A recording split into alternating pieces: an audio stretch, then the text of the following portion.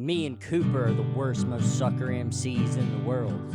We have bad breath, we smell bad, and everybody that we've dated cheats on us because we're not good partners. We have bad teeth and they're rotting, and we're poor, and we come from a bad family, and there's photos of our girlfriends sucking other guys' dicks. Hey, welcome to the Cooper Leiden podcast. Yeah, featuring the Dagnabbit boys. Woo! Which is me and Cooper. Which is me. Yeah, we're going to talk about baseball this episode. So if you're a fan of baseball, we're going to talk about it for an hour. Yeah, you said you wanted to talk about baseball. We then had a discussion if you know anything about baseball or if there's anything new in baseball. I know nothing about it. Do you know who Shohei Ohtani is? I feel like you would know who that is. No. Okay. Currently, he's considered one of, if not the greatest baseball players now and maybe of all time. Because he's a pitcher, but he's also very good at hitting. So he had he held the most strikeouts and the most home runs, I think, in the same year on the same team, which is crazy. But does he have a big dick? Maybe. I mean, he's tall. He's 6'4". He's from Japan. I don't know. I've seen some 6'4" ass dicks. Those are regulars. Very regular dicks. Yeah, I don't know why you even thought that I would know that. You know, I'm telling you, public. I don't know, man. You're but also he's sort of. You're on Grindr and stuff. I feel like you. Yeah, but Shohei Ohtani's not on Grindr.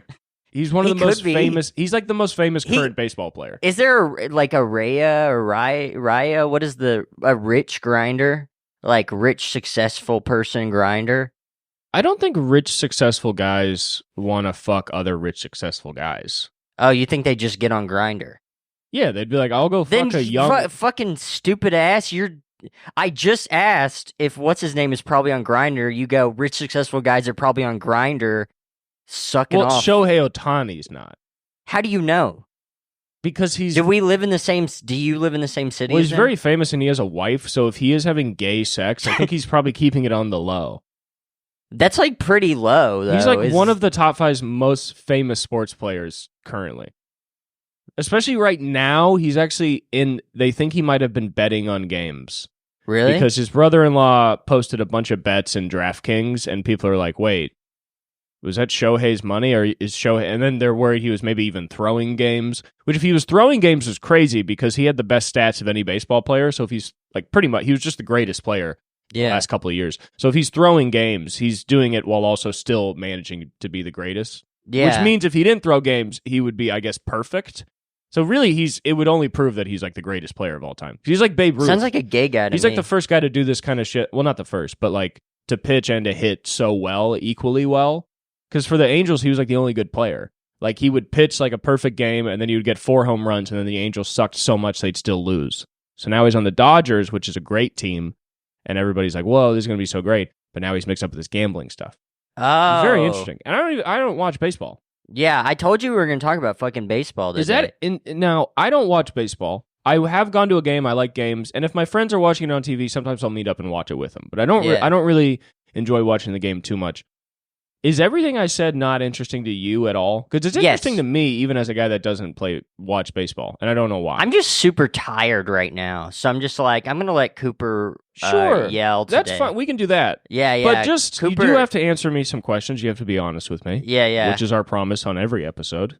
You know that. We're going to have a lying episode coming up pretty soon. People did like the Outlaw episode, which was 100% lies. I think our Outlaw episode is our most viewed episode ever. Well, I was talking to a security guard at the Comedy Store, Dominic. Shout out. And he was like, that Outlaw episode was really funny. And I was like, was it actually? I was like, it's surprising that it was. And he was like, yeah, the whole time I was like, I wonder if they're going to keep going. And then you guys did. And I was like, okay, so that must be the dividing line. Is some people must have been listening and thought, I wonder if they'll keep going. And then when we did, they were like, oh, that's so crazy. Yeah. And then the other half, or maybe 80%, was like, oh, okay. My sister called me just to ask me what an outlaw was. Yeah, I feel like maybe the way we were talking about it made it sound so specific and real. Yeah. That's an interesting response. That she asked, what are you talking about? Okay. Well, she said she listened to all of it, and she said she was going to listen to it again because now she understands. Oh, it's kind of like, it's like reading a thick book where you have to we should have companion podcasts to our own podcast. Where, You know how Infinite Jest, they have footnotes and shit? Yes. We have like footnotes for our podcast. There's like a little number that's down at the bottom. it's interactive. And then you click it, and it goes to just us. Yeah, it's like... And we're explaining it. It's like I say Lemon Party, and you click on the little link, and it takes you to us explaining how a bunch of men sucked each other off while they were old as shit. Yeah, but we're in MacArthur Park at like 1:30 a.m. And you're like, Lemon Parties when a bunch of old-ass men get together and suck each other's dicks, and then some guy in the back is like, hey, fuck you, man! You know? And that would actually be the funniest podcast ever. Like a 2 a.m. MacArthur Park podcast. What if like this podcast did have a bunch of cutaways to us in like MacArthur Park, but then also we're like near like the Arizona border, and then also we're at Chile, and then we're like in Haiti near like like subtly people just find out that we're like going across the world. Yeah. Kind of as journalists, but it's just in the footnotes of our own podcast. Yeah, where we're like I mentioned Haiti, and then the footnote is maybe us we're in in an Haiti. air balloon in every single footnote. Ooh, Yeah. I'd actually like that. Yeah, are we gonna try and like start a GoFundMe for an air balloon? Yeah, for our actually, podcast? it's so funny you said that because that's the exact thought I just had. It's thank God we're doing the podcast. We're on the same page. Yeah. I don't think we're Yeah, gonna, me tired and you just woke up. Same exact. I don't page. think we're gonna be able to raise $4 million to buy the house above the Comedy Store. I don't know, man. Maybe I don't know either, but I haven't checked in on the GoFundMe. I don't even know if we've set it up so you can spend money. I honestly don't know. I hope not. I hope that money goes back to whoever donated if they did donate. But that being said, a hot air balloon has to cost like $20K tops to rent. Are we renting it or are we buying it? I think we should buy. And what is a hot air balloon really? It's a basket. It's a flame engine. Who do you think is doing insurance for hot air balloons at this point? An insurance that doesn't give a fuck. Yeah. It's a terrible thing to take out an insurance policy on. They're DGAF? like impossible DGAF. to land. What's DGAF? Don't give a fuck insurance. Don't give a fuck insurance. Yeah. Yeah. Yeah. So pretty much like you tell them like what your lifestyle is like, and they're like, yeah, who gives a shit? And they give you like an impossibly low rate that even you are like, this isn't. Why? How are you going to make money? Yeah. And they're like, it's not really about. It's like I don't money. give a fuck.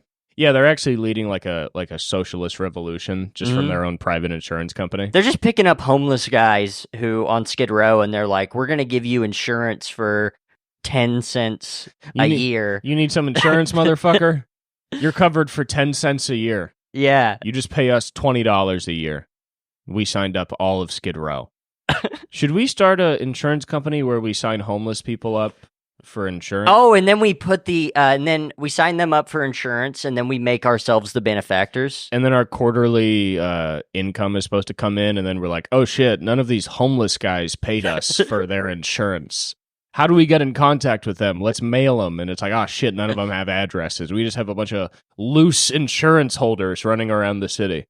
And then that's our biggest issue is we have to start like a bounty hunters thing to go find guys that buy our insurance. Yeah. I don't know. Do you like my idea about us adopting a bunch of homeless people and then putting them on our insurance? And then, so like we don't know. Taxes? Maybe they'll die, I guess. And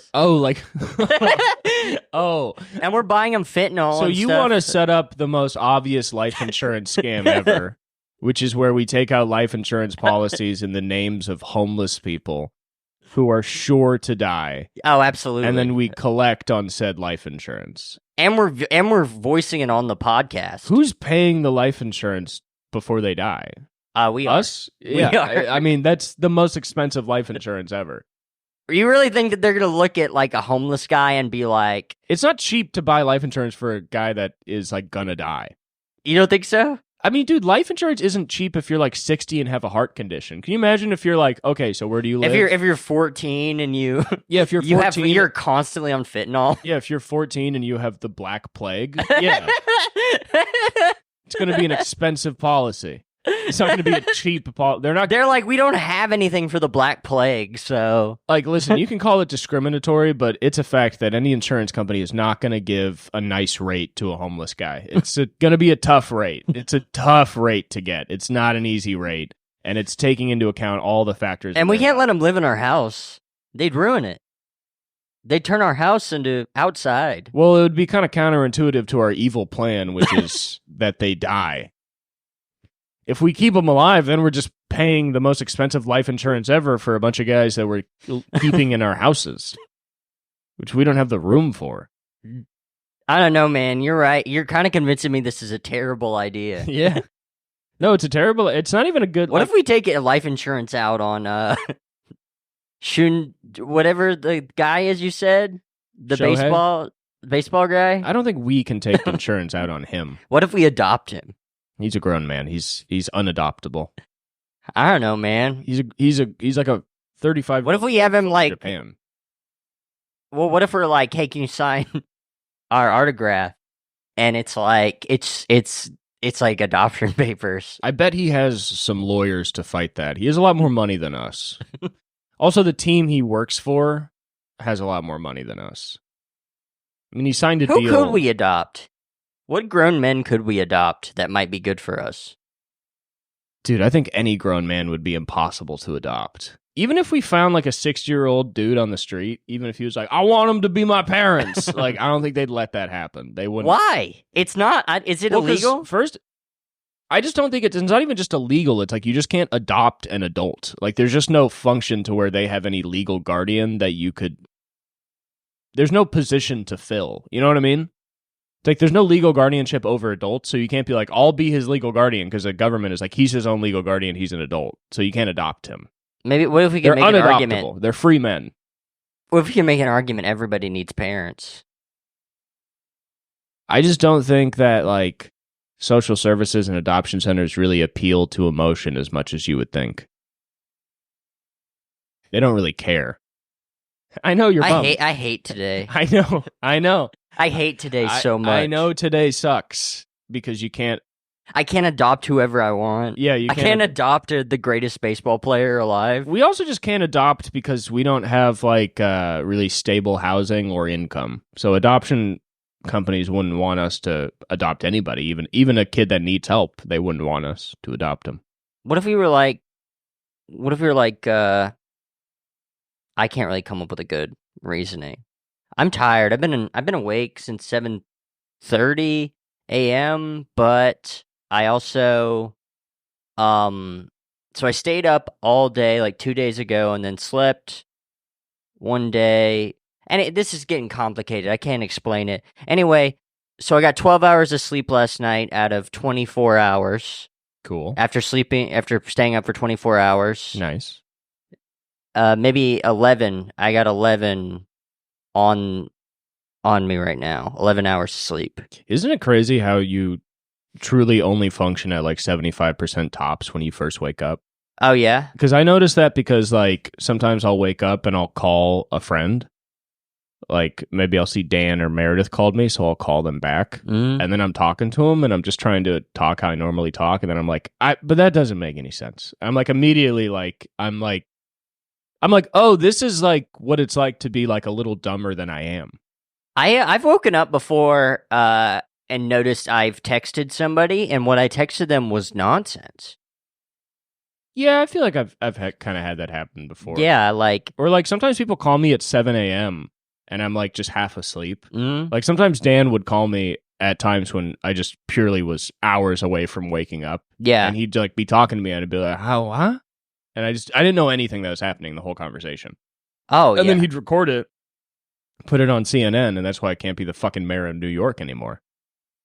You were the mayor of New York? I was a mayor of New York for like 2 weeks. I was just hanging out with Fat Joe, eating chopped cheeses, and raising rent like a motherfucker. You got to raise rent. If you're the mayor of New York, I mean... Well, I was an ironic Republican mayor, so what I would do is I'd come in and I was like, I guess we'll just raise the rent to raise the taxes to 95% because you liberals like that. And then all the other Republicans... That's a really hilarious bit. Yeah, and then all the other Republicans in New York were like, oh, we love this. Oh, we love it. And then I got all these Republicans to pay 95% taxes for 4 years. And we actually implemented a lot of social programs that got a lot of children out of poverty and kids into good schools and are actually establishing a workforce in New York. Now it's changed under the new policy. Oh, huh. But then it was you that did that. Yeah, but then I was ousted for saying wild shit on the phone with Dan Donahue. Yeah, because like Dan would be like, are you like fluent in sarcasm? And you'd be like, no, bruv. Yeah. I'm not. and I hate Deadpool. Yeah. I don't know a lot about baseball. I see a lot of videos online of people in India getting hurt, and something needs to happen with more protection for people in India. What if every time somebody, period, got hurt, we just added a score? So then it wouldn't seem so bad. Accidents are a huge cause of death in many countries. It's like the 4th largest cause of death. But it wouldn't seem so bad if we were like, we added like a score and a team. It would seem if bad. we made everything points, if everything we did was points. So whoever has the most accidents wins? No, it goes towards the accidents go towards the other team. Oh, okay. Well, okay, yeah, because America has a huge rate of accidents. I looked that up. We're like top 4 death rates. Oh, wow. Causes of death is like accident. It's the same in India. Because I was like, I see all these videos online of Indians getting involved in accidents. And I'm like, why are there so many videos of this? And I looked up the numbers, and America has more accidents, but there's a lot of accidents in India. It's huge, big issue. I just saw a video yesterday of a guy just sitting in a boiling pot of stew. In India, there were 15 boiling pots of stew left on the sidewalk. Oh, yeah? And then a guy opened up the lid of one and just sat in it. That's crazy. For like 30 seconds. And he ended up dying. Because he got his body covered in 2 second-degree burns. And then he died. So he thought that was like bed. He thought the boiling pot of stew was like his bed. He literally thought the soup was bed, because if you see it, he's just chilling. You'd be very confused. He's just walking around like, oh, and then he just like, and then he puts on his little nightcap. Yeah, he's like, oh, time to get into bed. He puts on the nightcap, and he's like snoring and stuff in the stew. Yeah. You see the little thing go over his face, and it's going up. Yeah, he has a little decaf chai. Yeah. He seems so comfortable, and then before he's like, screaming in agony for 20 minutes. Ooh, these sheets look so comfy, but they're not sheets. They're just the ripples on the top of the soup. A lot of anvils falling on motherfuckers in India. But they look up and they start smiling because they're like, oh, it's a bed. It's just interesting the different problems countries have and don't have, because like in America, you almost never have to be worried about huge vats of soup on the street. Sometimes potential. When have you seen that? You've never seen that. I was just advocating devil's advocate. It's not devil's advocate to just say something that's not true, but you never see soup on the streets. You don't have to worry about that in America. And you also don't get electrocuted a lot, which seems to be happening in India a lot. But don't you like do have to worry about getting shot. What about when you like there's a giant tank of water full of electric eels? Because I've seen some of those. Yeah, but that's when you trip and fall in the electric eel aquarium. Yeah, but that's what are you supposed to do? I don't even know if you would die. I don't think they emit that much electricity. You don't think so? If you play Crash Bandicoot and you get shocked by one of those electric eels, you die like a motherfucker. Don't you feel like electric eels are similar to quicksand, where they're like something that as a kid you were like, I can't really even believe that's real? And maybe in the back of your head you're like, when I get older I'll understand it. And now quicksand is like fucked up. Does quicksand, do you think, have a mind of its own? No. Do you think quicksand is like, we're going to do some fucked shit? No, I don't think quicksand is sentient. I think it's just... You know, in West Garfield Park in Chicago, highest violent crime rate in the USA, and it's because motherfuckers keep falling into quicksand. Is that what's happening? Yeah, and their guns are going off and hitting people. 10 gangster disciples were lost yesterday to quicksand. Yeah. And then you just see a whole community around them being like, stop moving, stay still. And they're like, fuck that. And they're just like, yeah, going down. But then also there's a bunch of guys from like O-Block standing over him being like, fuck you. And like watching all their ops fall into quicksand, calling it Looney Tunes and shit like that. Yeah, I mean, that could definitely happen. But, that'd be crazy if, like, they were throwing quicksand at people through cars. They were doing, like, drive-bys with quicksand. Yeah, I don't think that's how quicksand works. It's not like a Pokemon where, like, you throw a little bit and then it envelops their body. If you throw quicksand at a guy, you're just throwing mud at a guy's face. You're just throwing wet sand at him. But it's... Well, no. I'd imagine you kind of implode. No, you don't implode. If you get quicksand on your face... It doesn't cause, like, a black hole to... emerge on your face and then everything gets sucked into it. Well, if you swallow quicksand, it probably fills up. No, if you swallow what quicksand, is even the danger of quicksand? That you get stuck in it and you suffocate? Yeah, it just has some sort of effect that it pulls things down. So if you keep moving, it pulls you down more and then you die. Because you It sucks because I love stomping. Well, I love to yeah, stomp, and I mean, get stuck in quicksand. I'm stomping, and then eventually I'm dead. Don't you hate when you die in quicksand? I mean, outlaws are definitely bad for quicksand because if an outlaw got in quicksand, they'd be like, "Stop fighting it," and he'd be like, "I don't know what those words mean."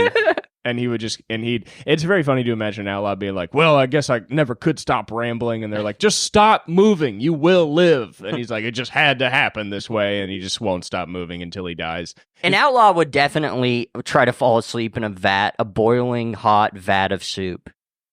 Yeah, I mean, maybe honestly, if you think about it, India does have like an outlaw problem where there's just like there seems to not be a lot of I don't know, bureaucracy stopping guys from like tearing down their house with a sledgehammer and then having the wall fall on them and they get pancaked. So there's a lot of like Looney Tunes deaths that are going on, and I think this just happens in some underdeveloped countries, which is interesting because I know India, like I think that country, they still have a lot of money. There's a lot of manufacturing and stuff, but it's hard to keep track of like all the soup and walls. Yeah. Like it is interesting. It's like, imagine like you're trying to build a country with like infrastructure and like make sure everybody's taken care of, but also like motherfuckers are still like boiling vats of soup and sitting in it. Yeah. And you're just like, fuck, like we got to get shit up and running and you guys are still sitting in soup, you know? But it's like if in America, if we didn't have the same protections against hot soup, we'd be sitting in it as well. Oh, 100%. Because we don't have hot soup, we have guns. That's our hot soup. And we keep sitting in it. So it's like we have our own issues. Yeah. So no, don't let anybody ever tell you America has zero issues. A lot of people these days have been trying to say America's perfect. There's no issues in America. Yeah, and that's the big thing that left and right are both saying. Yeah, they're like, we got nothing to change. Yeah, and our podcast, call it controversial, but we believe that a couple things could be changed in this country. Not many. Not many. There's almost nothing. Oh, 100%. Just basically nothing. More X Games and less gun violence, if possible. Yeah, we need more shredding in this country. More just straight up guys on guitars just shredding. Yes. That's the problem with America. Not enough motherfuckers just straight up shredding. Yeah, I feel like there was a lot of that in the 80s of like technical, like almost mathematical guitar solos, which like, you're like really getting people kind of amped up. And now the new guitarists, I mean, there's a lot of great current guitarists like Billy Strings and John Mayer are very good. But, you know, there's a lot of guys where like they're doing guitar solos and they're just sort of ambient. And they're not fast and they're not about getting pussy. Yeah. Isn't it interesting that you kind of can't write a song about like getting pussy the way that you could? I don't think it's a loss of culture, but it is very funny that in the 80s you the whole every song was just about like I love licking cunt. Yeah, like it was There's no ambiguity. No, it was a really interesting time where in rock and rap, because you have like the me so horny, like just like the me so horny, and then you have like girls of Motley Crue. And yeah, there were just so many things that were like, me and my boys go outside to chase girls. Yeah. They ain't fast enough. They ain't fast enough. And it's just, and everybody's like, yeah. Yeah. Like, I don't know. There's also just a lot of like, guys were so, it might possibly be a safer culture when guys are openly horny and being like Pepe Le Pew of being like, ooh, she's so hot and fine. Yeah. Because now there's just the new version of that is like fuckboys who try and act like they're really artsy and they're like, oh my God, like you have such a cool vibe. And it's like that guy's a lot less trustable than the guy in the 80s who's like, come on, baby. You're so hot, baby. My name's Mikey Hot Rod. Yeah, like Mikey Hot Rod. He's an asshole, but also you know exactly what he's thinking. Yeah. Because now you have like Travis. You want to take a ride on the wild side? And they're saying the same thing as the new guys. Because the new guys are like, yeah, like, don't let your boyfriend tell you about this whole monogamy bullshit. He's like, it's just guys just trying to fuck other guys' girlfriends. At least in the 80s, they're like, come on, baby, just take a ride in my Camaro. Your body is bodacious. Come on, you don't want to be with that loser. And then she cheats on you because she thinks you're a loser. And then you're sad. But the world makes sense. You're like, she thinks I'm a loser. Her body's bodacious. She met a guy with a Camaro. Of course she cheated on me. Nowadays, it's like, my girlfriend is telling me she's had a sexual awakening with a guitar player. And all it sounds like to me is I'm getting cheated on, you know, with a goddamn DJ. He doesn't even play an instrument. Oh yeah, dude. It used to be you had to like be a talented guy to be like convincing women to give you pussy. And now you just got to be like a guy that like knows a bunch of music. Yeah, now you have to just be like the fakest person in the world. You just have to be like, can I bum a Zin, by the way? Yeah, you just have to be like, everything's a lie or what, you know. Yeah. I think I would have done a lot better with women in the 80s where the whole MO was like, you just go up to them and you're just like the most desperate guy ever. And you just tell them exactly how tall you are and how much money you have, and you try and buy them a drink, and maybe I'm Stevie Goulash, baby. Like, maybe they'll fuck you because of, you know, just your resilience or whatever. Like, I don't know, you can just walk up to a late... Like, I don't know what my move in the 80s would be, but it would definitely be more fun. Come ride my rainbow pistol, baby. Is that what I'd say? Yeah, that's what you'd say. Come on, baby, I swing both ways. You know I'm crazy. It's also, it wasn't a, you know, besides the AIDS, not a bad time to be gay, you know? Yeah. Like, there was some definitely discrimination because of AIDS, but also people were still generally moving towards a more open mind frame on things. It just seems fun, especially, like, in the 50s, too. I fuck old bitches, baby. Mm-hmm. I fucked a bitch who was 73 years old. Come on, baby. If I'm having... let's go to the nursing home. Let's get some pussy, baby. Come on, baby. You 23 and hot as hell. Let's go to the nursing room and have them boys rub their old fingers on you, baby. Come on, I'm Johnny Hitchcock. Let's oil up your ass, put it on your grandpappy's face, baby. Come on, let's go watch Rear Window while I jack off, baby. Come on. You ever seen Metropolis? It's from 1920s, baby. Come on, baby. You see Metropolis, the German anti-capitalism science fiction movie? Is that what that is? Is that the one where like it has like the sets that are almost 2D? Yeah, They show them in a factory. Yeah, I like that. I like that a lot. I haven't. My name's Marshall Fritz Lang. I'm here to buy your pussy. Is that a character for Metropolis?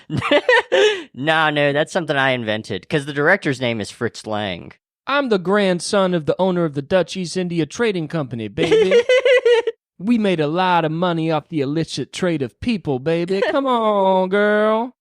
You know I got a mansion in the Hamptons, baby. Come on, baby. Dude, when nobody knew anything in the 1980s, you could get pussy by being like, my family owned the Dutch East India Trading Company. We're very rich. And a girl would be like, that is so cool. Yeah. 30 years later, you Google it. You're like, oh my God, you're the biggest slave traders in the world. I was watching a video. Did you Google biggest slave trader in the world? No, that's just something I've learned from things I've seen. Oh. I mean, you learned that. I know so little. You were taught that in high school about the Dutch East India Trading Company. They were the main transporter and the transatlantic trade of slaves, but also everything else. I mean, probably. I probably just don't remember it. You know what I found out last night? What? Which I knew this vaguely. I didn't know the numbers to it. So, in total, America shipped over 320 million Africans to America. Okay? To America. How big our continent is. Okay? Haiti, which is half of an island, the French shipped over 800,000 Africans over the time. And it's like, that place is like barely as big as like the bottom of Florida. So it's like, the other half, the Spanish were importing some slaves, and then the French were like, we will get all of the slaves. and they literally ended up with 500,000 slaves and 32,000 white people. And they were like, this will not be a problem. And then it immediately became a problem in the French Revolution. They just killed them all. But it's like, I was watching this documentary just laughing at how insanely evil the French are, because importing all those slaves made them the richest kingdom in the world for a little bit, because they turned the entire country into just a slave plantation. Is that crazy? Yeah, it is pretty crazy. It's 500,000 more slaves in the entirety of America, and it all went to Haiti from France. You hear about some of these numbers, it's like, what the hell? The fuck, France? They're all so evil. We hate France on this podcast for the sort of bullshit that they pull. It's just crazy when you hear about how like disgusting and awful the American slave trade was, and then you hear that it happened like double times in a tiny half island country, and then also in like Brazil. It's just wild. It's not very funny. Yeah, dude, that shit wasn't funny at all. I guess it's just funny to me that the French for some reason thought they could import 800,000 slaves and nobody would be mad at them. Yeah, I mean, they had no clue slavery was bad back then. And then you know how fucking... Like, who found out? Who the fuck found out slavery was so bad? I think... Whoever found out, we need to make a movie about that guy. I know Mexico outlawed slavery before America. They were, like, pretty cool about it. Yeah. I mean, England took some steps to... They ended their slavery before we did. But Is there like a Joey emancipation or something that was like, hey, like, we got to get rid of the slaves? There were a couple. There was like Charles Sumner in America. He was kind of Joey emancipation for us. He was like, he's like, I like a calzone. He would yell at Lincoln a lot because he'd be like, you got to free the slaves. And then Lincoln was like, we can't free all the slaves right now because we're going to lose the Civil War and everybody's going to hate us. We need to win some battles before I can emancipate them. And he was like, no, you do it now. He's like, mamma mia. Yeah, that's why he couldn't lead the country, because he was like, he would piss off too many people, because he was almost like Bernie Sanders, you know what I mean? Yeah. Where like he had a lot of good ideas, but like the country wasn't ready. So he's like, free all the slaves right now. And then, you know, I'm a Bernie Sanders. I'm a Bernie, you know, so he wanted to wait. And then there was a guy in England. Is Bernie still into Israel, or is he over that? I don't think he's changed his position. He doesn't usually change his position on stuff. So yeah? I'd assume he probably still supports Israel. Still loves it. Yeah, I mean, they just got bombed from Iran, so he's probably more on board than he was. But I don't know. A lot of people are trying to say World War III is going to happen, which if World War III happens, this podcast is so stupid. The fact that we did this is so dumb. Everything we've done will be so stupid if World War III happens. Yeah, but I think all that math is already in play. Yeah? You know, it's like whether or not World War III happens, whether it doesn't, it's equally dumb. No. I think if we're at the end of times, then we're going to feel like such idiots. I think that's like a 10% of where a lot of what we believe comes from, is the belief that things are kind of teetering on the edge of things. Well, I still have the naive belief that I can turn this into something. So do I. And it's like we're so dumb. No, I think that's the most beautiful thing about we actually may be less dumb than people that we know that are successful, because we're losers and we're still like kind of holding on. Yes. Where it's like, if you're a winner and then you're just like, oh, World War III happened, so everything I did sucks. Well, it's like that Bob Dylan song, Let Me Die in My Footsteps. He's talking about people saying there's death all around. Yeah. And then this podcast is us dying in our footsteps before they lay us underground. Where we can just be like, isn't France fucked up? And we should be able to be like, I'm Bobby Levi's, and I want you to suck my cock. Yeah, exactly. So it's like, you know, when everything is going... I'm Dominic 80s, baby. I own the 80s. Like, when you live in a very scary world, everybody wants some sort of outcry of expression before they're blown up. And that's a beautiful thing that every human pursues. Dude, imagine just us getting getting nuked and our shadows are just on this, and this is like the only thing that survives of Los Angeles. Yeah, why would that not be? That would be so badass. It would be fine. Everything. We're gonna look like that guy in Pompeii who was jacking off. It's kind of beautiful. Yeah, I mean, do you know if LA got nuked, how many dudes would get like vaporized while podcasting? It'd be at least 1 million. It'd be like 500 guys at least getting vaporized, like at the moment of impact. Because my roommate asked me why me and my other roommate are podcasting. He's like, "Why you guys podcast?" I had to be like, "Dude, we're in LA, dog. We got a podcast." Yeah, I just think it's fun. Well, yeah, like podcasting is fun. It's also like, I don't know, you need to post things online, and I don't write jokes and like to post them very quickly, so yeah, I get together with a friend and write jokes for an hour and then post those online, and that's better.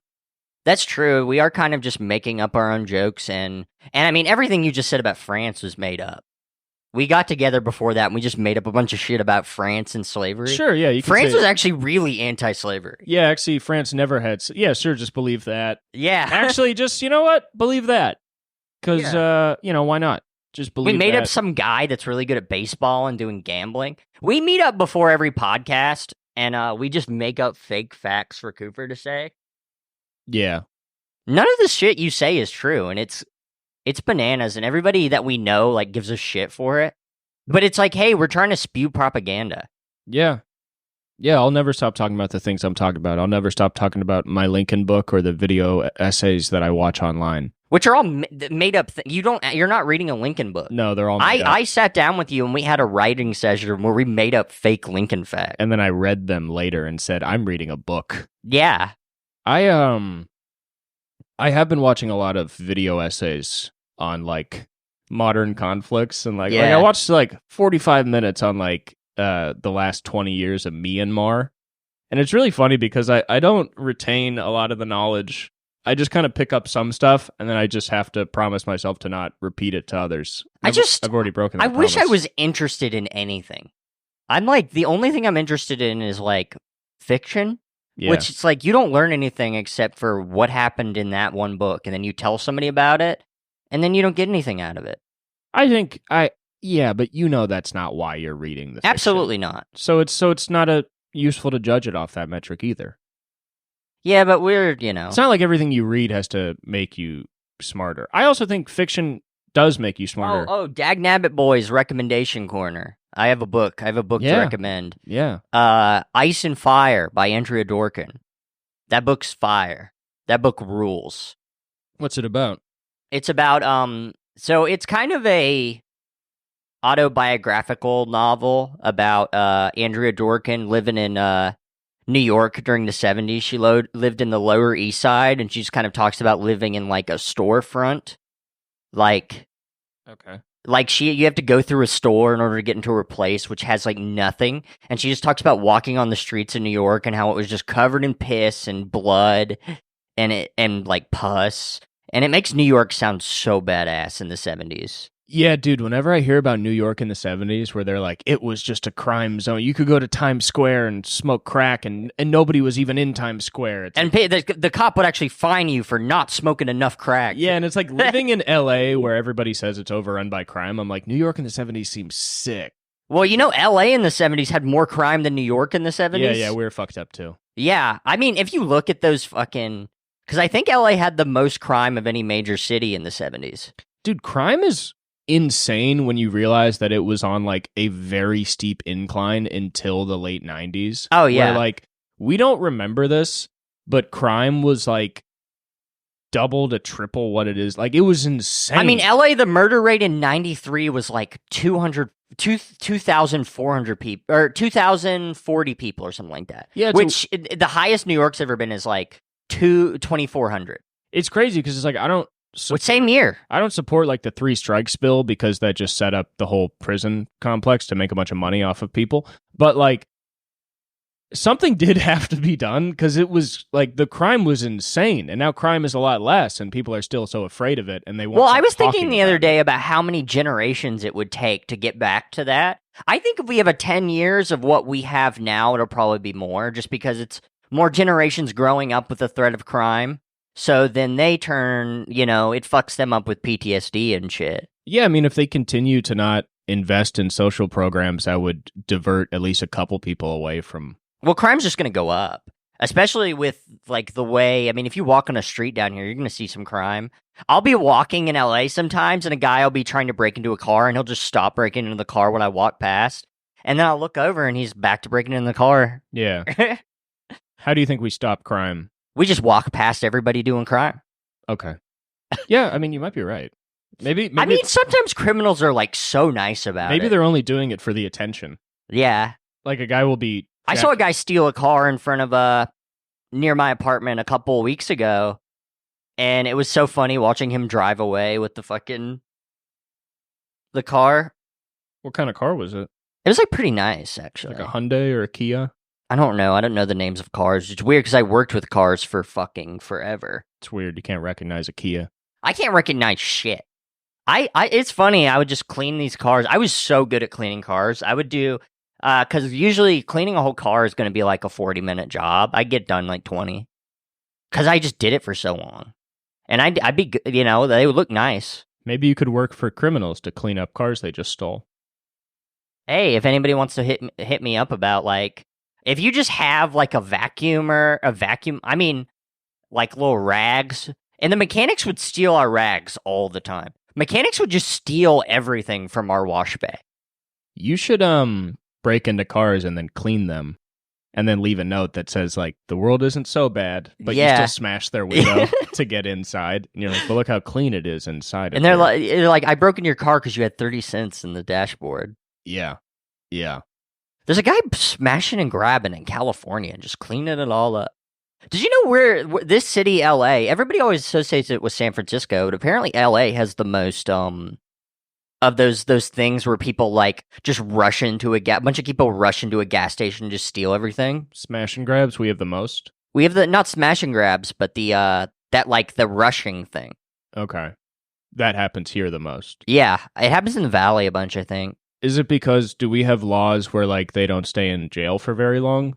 I mean, I think California has the most lenient in terms of just stealing. Like you can steal a certain amount or something. Because I know I don't know if it's just San Francisco, but I know that you can steal up to $900 from every single store. Yeah, which Target apparently like keeps track of how much you're stealing. Target keeps track of it, but like those guys, what they'll do is they'll like rush a Burberry, steal like 900, rush a Gucci, steal 900. And those are all separate. Very smart. So if they get caught so for it, smart. Yeah, no, it's really great, and they don't stay in jail for longer than like a few weeks because she started they have a mayor that is trying to make like radical reform, but it's just immediately getting met with people calling her like a fucking idiot. Yeah, because she's like lowering sentencing to like I guess keep these guys out of lifetime sentences. But then it just sucks because there's a lot of criminals that are like, hey, shout out the mayor. Like, literally, I was watching like a Channel 5 thing, and it's like these guys that just go around and all they do is like smash cars and steal from it. And they're like, yeah, shout out the mayor. Is this San Francisco? Yeah, she allows this to happen. And it's like, San Francisco kind of like, I don't like it as a culturally, like the tech shit is really boring to me. It kind of has like a very dystopian. Yeah, everybody hates San Francisco now. I mean, everybody does. I feel like they hate it for the wrong reasons. Yeah. I mean, some of the things that get criticism there, it's interesting because they were doing like harm reduction stuff in San Francisco because their drug problem's so out of line. So people were like, I'm sick of seeing people shoot up on the street. So they set up like an open air area to safely shoot up with like clean syringes, and they would help addicts shoot up. And then everybody was like, you're making it worse because you're helping them shoot up. But really, it stopped hundreds of overdoses. Yeah. But then people hated it so much, they were like, no, close it down. So they shut it down. So now all those people are back shooting up on the street and just dying all the time. And then they're mad at the mayor again. And it's like, there's this video nobody's game stopping to keep these people from doing drugs. So there's this video game called Ready or Not, which is supposed to be taking place in like a fake futuristic version of LA. And there's like 2 or 3 levels that are like set in like harm reduction facilities. Like you're supposed to be playing a SWAT team guy. And there's 2 levels in that, and there's like 2 levels that are in like child porn sets. That's and awful. It's like California's crazy now. But like the game looks sick. It looks like conservative propaganda that's also badass. Yeah, I could see them making good video games. Sure. Yeah. Why not?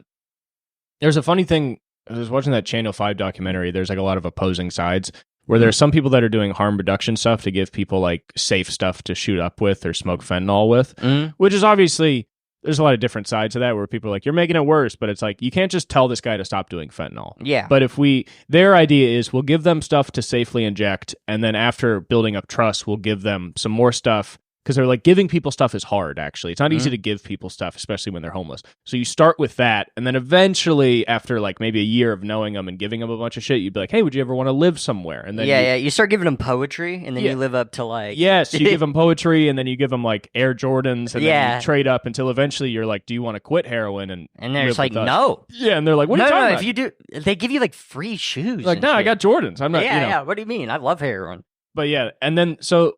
I agree. If you actually think about it, it's a tough thing to agree with, but you do eventually when you realize that it makes a lot more sense than what is currently happening. Because the other side of that is just a vigilante who used to be a coke dealer that goes up to addicts on the street and just films them and is like, the fuck you doing, man? What the fuck are you doing? You see so many shit on the internet where it's just like a guy who's a gangbanger, but he's like bothered by homeless people. Yes, it's crazy.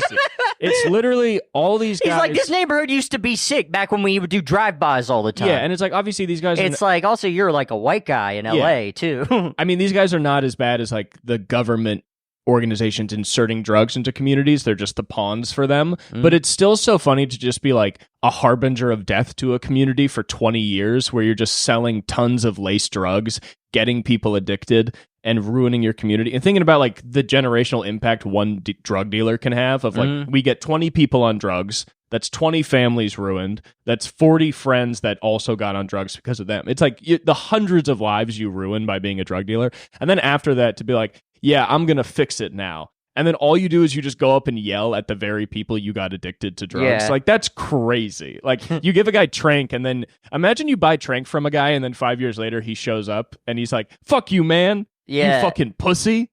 And then all these harm reduction facilities. This is my YouTube channel, Dylan Tough. Well, that's here with the literally like this guy just has a YouTube channel. He just films them, and then he sells the clips to Fox News. The clips go viral. He makes like $1,000 every time he sells a clip. It's like crazy. And it is funny because it's like, yeah, that's the dumbest way to fix the problems that are bothering you. But that's like most of America is being like, it's like the conservative, a lot of times the reaction. You ever wish you were so much smarter than you are so you could actually make like good points about the stuff that bothers you?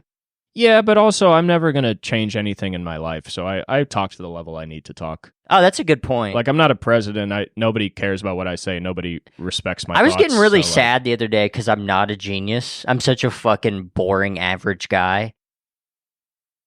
I don't think you're boring. Yeah, but it's like if you compare yourself either. to a genius, it's like geniuses, they're just really good at shit.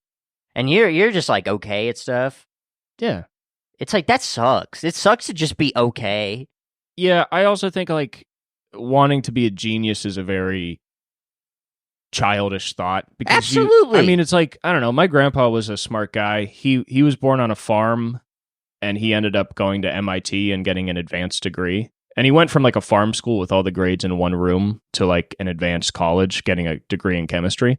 And he wasn't a genius. He was just a smart man. And he was, like, I remember one time I was mad about being a genius when I was like 14. Yeah. By the way, that's how you feel. Yeah. I'm joking. But I was like mad about not being a genius. And he was like, yeah, that really doesn't matter at all. He's like, intelligence means absolutely nothing. This is just a game of participation. You have to do things. He's like, however smart you are is like. I'm not even talking about being smart. I'm just talking about like being. Yeah, you are. You're talking about being a genius. Yeah, but a genius isn't really even. I don't think it has to do with intelligence. It's just your. Yes, it does. It's a talent rather than intelligence. No, it's totally intelligent. It's a very specific metric of somebody. It's I'm just talking about comedy. Like genius. I'm not talking about. You don't have to be. You can be a genius comedian and not be that smart. Oh well, now you're just talking about something up in the air and subjective. Yeah, exactly. Okay. What I'm saying doesn't make any actual sense. No, genius. Okay. That's the thing. So you're not talking about actual geniuses. No. Okay, so you just want a made-up thing that you're choosing to believe you're not. Yes. Yeah, but you realize that if you became a famous stand-up... People would think that, but that doesn't make it true. Yes, it does. By your definition of genius, being a respected, I could easily see myself being... If in a situation, if I became a successful comedian, I'd still just be like... Yeah, but I know this guy who died who was like really good, and I'm not that guy. You would hate yourself. Oh, absolutely. But the people that liked you would call you a genius. And they'd be wrong. Yeah, but you're wrong right now in your own definition of genius. So what you want is something that's wrong. Your goal is wrong. Duh. I'm fucking dumb as shit. Yeah, what I think your argument is you want people to think you're smart and cool. No, I want to think that I want me to think that. And I don't. Well, it's a lot easier for you to think it than to make everybody else think it. You think so? Yeah, it's a lot easier. It feels like it's the other way around. No, because if people like you, they might only like you for 5 years. If you figure out how to like yourself, you can do that till the day you die. That shit's hard. Think about it. You have more control over yourself than you do over the rest of the world. Are you trying to say that I should just look at myself in the mirror and like what I see? I mean, I can't expect you to do that today, but I think small practices of that build up habits and resilience to negative thoughts, and you get to a place where generally you have less negative things to say about yourself than usual. I think that's the goal of a lot of mental health is let's just try and get this to a place where our inclination is not to be rude. Like I always think about like our energy or whatever as like water, and it's going to flow through the cracks that are the most defined. Because you know how you build neural pathways by the things you say to yourself. Yeah. So like I've told myself that I should kill myself a lot. So I have Yeah. like a pretty strong neural pathway of killing myself. Okay. So it's like where my thoughts are going to go is a lot of times to that canyon that I've built. So I'm trying to build other canyons that are like, what if we don't kill ourselves? But these are tiny creeks right now. Yeah. We have rushing rivers of killing ourselves. We got tiny creeks. But I think the point of mental health is you turn this creek into a rushing river and the water gets diverted towards that. And then most of your thoughts end up with, not even positive, but just more neutral thoughts on yourself. I think the best way to feel is completely neutral about yourself. Richard Pryor was always probably walking around thinking, I should kill myself. He probably had a big, like, there was like a well of commit suicide up in his brain. Yeah, I think he was a really... he straight up tried to kill himself by lighting himself on fire, which is the most kill yourself of any way to kill yourself. Well, that was more of an accident. I don't think it was an accident. I don't know. He was freebasing. It's a very dangerous, volatile... You don't think he was purposely trying to off himself? His daughter thinks so. Okay. Well, I don't know the specifics of that one situation. I do know if you're using drugs like that, you're trying to escape something, you probably feel like shit, and you probably don't care if you do die. Do I think he was intentionally trying to burn himself alive? I don't know. I couldn't say that. Yeah. And if he was probably high on cocaine, so it's hard to call that a real suicide attempt. You know what I mean? Like, if you're crazy fucked on freebase and you think everybody hates you, you could be like, yeah, whatever, let's kill ourselves. But you're not really thinking about, like, you're not even doing it in a sad way. You're doing it in, like, a who gives a fuck kind of, So it is a real attempt, but it's not, like, from a place maybe of just simply depression. It's also, like, that trauma mixed with, because that guy had a lot of pain. Oh, yeah. So for somebody like Richard Pryor, it's like, I'm sure maybe he had a lot of, because he was such, like, a deep, insightful, vulnerable guy, especially on stage. So that shows me that he probably struggled with mental health. But also you hear about his life, he just had a lot of trauma too. Yeah. It's like his mother being a sex worker and seeing how she was used. Like that kind of fucks up your perception of the world. Mm-hmm. And so you look for a home in something. And I think for him it was comedy and sometimes drugs. Yeah. But I don't think he wanted to die. I think he had an unwavering belief in something good. He got so fucked up just by his body deciding to suck for that long. Getting it really fucking sucks. Parkinson's. You think about like what we could have gotten, because comics get so much better when they age, and he was only getting better. Like he was getting deeper and deeper. Like I don't know, he's my favorite comic because I feel like he's gotten the closest to like a true comedy of like being completely vulnerable and open, not doing anything just for the shock value of it. Yeah, and like really just and like taking risks that are not exciting. Yeah. You know what I mean? Like, because when a guy takes a risk of being like, I'm going to talk about trans people, it's like, well, it's not much of a risk because it's, it's very sensational. Yeah. He would take risks that like the audience would not even want to listen to, which is like exciting. Like he's talking about fucking guys in the 70s. Yeah. And he's never openly come out as being gay, but he's what would be the equivalent now? What would be something like very unexciting, like shit people wouldn't want to hear that you could just go for?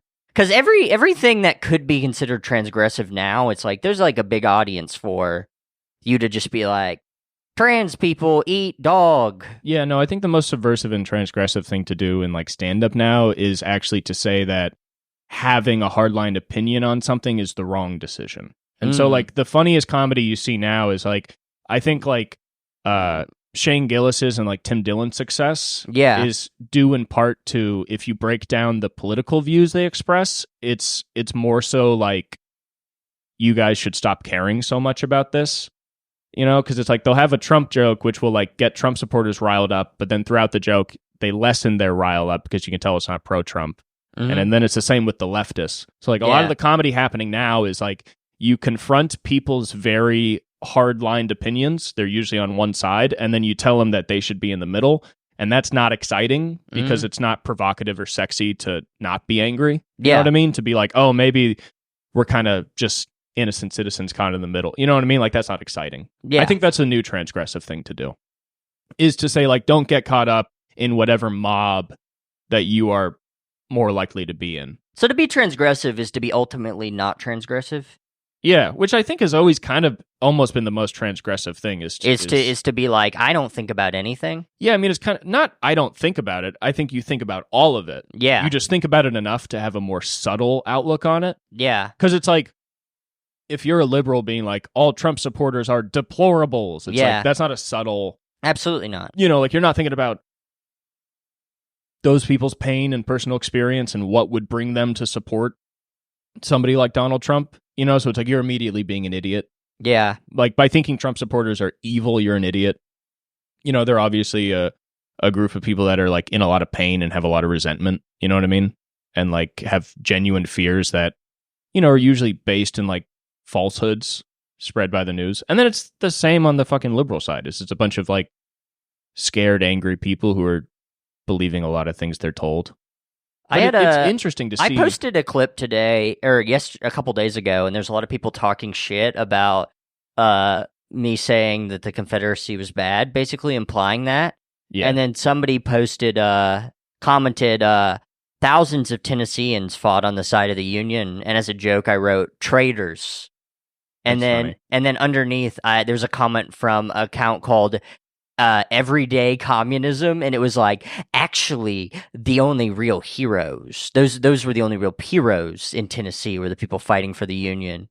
And it's like, obviously, well, duh, you saw the clip. I'm the guy who posted the clip about how it's bad. I'm joking. Yeah. So you have this side of this guy being like, like you're wrong, and then there's another guy who both of those guys were stupid as fuck. Yeah, people really want to have opinions, and that is very clear to you when you have a comedy podcast or you post a comedy clip. Oh yeah, it's like I post the fucking shit of just the podcast I do by myself, and I posted a joke that I was like, you know, all things considered, it's kind of funny how like we're still able to live our lives in America, like how much the world is falling apart. Like all things considered, it's not going that bad for us. Yeah, you know what I mean? That we still have water, and I was like, and I think it's fun to have an old guy just kind of bopping around as the president. And then all these people commented and said, you have no idea what you're talking about. Yeah. And one guy commented and thought I was like some sort of liberal plant that was getting put in his algorithm. And it's like, people said the meanest shit to me, and I have nobody viewing my podcast. And people are still just like, this guy's an idiot. And you're like, yes, people want to have opinions so much that even when they see a guy like me who nobody listens to or has no power, they're still like, I need to say my piece. Whenever I talk about Tennessee and growing up there, people get so mad because they think that I'm like a guy from New York talking shit on Tennessee. Yeah. When it's like, no, I grew up there. I'm just talking about my experiences. And they're like, these Yankees don't get what it's like. Actually, we're not racist here. Yeah, people in the South that still have like a rebel yell to them, they're very confused, and anybody else from the South does not feel the same way. Yeah. Which is very funny to me because it's like, I think growing up in the South, it seems very obvious that you would eventually come out of it and be like, oh, there's a lot of like regional mental issues with the South that are directly related to our history. Mm-hmm. And to not realize that seems almost impossible. Yeah. But then there's still some guys that are just like, no, we've just been right since the Civil War. We've actually been correct the whole time since then. And it's like, I feel like a lot of the people, the comments I get that are negative aren't people from the South even. Interesting. I feel like it's a lot of people. They're Yankees? Yeah, they're Yankees, but they also think the Confederacy was good or something. I feel like there's a decent amount of California people who like are pro the South and the Civil War. Well, there's a lot of weird people now where it's like, I don't know, there's a lot of people just getting psyoped all the time. Like, do you know what QAnon is? Yeah. How it's an AI algorithm? Really? Yeah. So one of the inventors of this AI algorithm was interviewed. He claims he is the grandson of an SS officer who was brought here. And he looks like a crazy-ass Nazi. Yeah. But he wants to overthrow the American government and start a new government. So him and a few guys started an AI algorithm to spread just like disinformation and stoke the flames of Trump supporters to start things like January 6th and like these mass movements of Trump supporters. And they're just using all these Trump supporters as pawns to try and overthrow the government. But QAnon isn't even a person. It's an AI algorithm started by people. But it's like, yeah, you just have all these people that believe huge things and they're going across. Like, that's what's crazy is there's so many these meetups of like these border crossing convoys and shit and like people gathering in mass groups. And it's all just like a lie. Yeah. And it's a complete lie. You know what I mean? And then even like leftist like movements get infiltrated. Like a lot of like Black Lives Matter, all the money just went to the leaders and like didn't help a lot of the community. Where it's like crazy. It's like you get thousands of people out into the streets, and then there's just 5 people being like, "Cool, it worked." And it's like an utter complete lie that's just to make somebody else money, or like this insane white guy that wants to overthrow the fucking, USA. Yeah. And he's not going to. He's like such a fucking idiot. It's crazy. Does he have just like dead eyes? Yeah, kind of. He looks like he has the most Botox of anyone I've ever seen. Crazy. Or he's just like crazy Aryan. I don't know. But he just seems like a loser. I think he just has like a normal mom that's like, I don't know what Travis is up to. Like, I can tell he's just like a suburban kid. Oh, okay. I mean, we had a group of people in our high school that were really into Nazis. They were really into Trump, but they were really into Nazis. One of them slipped a Hitler quote into the yearbook and just didn't quote him. That's how he didn't add the little Hitler thing at the end. And that's how he got it in. That's what guys who quote Hitler do. Yeah. You don't bring up the name, but you use the quote. Well, it was not even a good Hitler quote. Yeah. It was a very mid Hitler quote.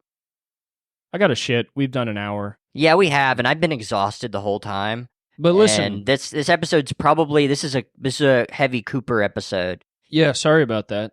Yeah, usually we had a little bit of us in there, but no, I don't think it was as bad as you thought. I think you probably not. Yeah, I mean, I just wasn't as giving as much as I usually would, but anyway, well, hey, this is the Dagnabbit boys. If you didn't like this episode, we're gonna come to your house. We're gonna make you some pancakes, and we're gonna tell you why it was good. Woo! Yeah, dude, we're outlaws. Me and Cooper are the worst, most sucker MCs in the world. We have bad breath, we smell bad, and everybody that we've dated cheats on us because we're not good partners. We have bad teeth and they're rotting, and we're poor, and we come from a bad family, and there's photos of our girlfriends sucking other guys' dicks.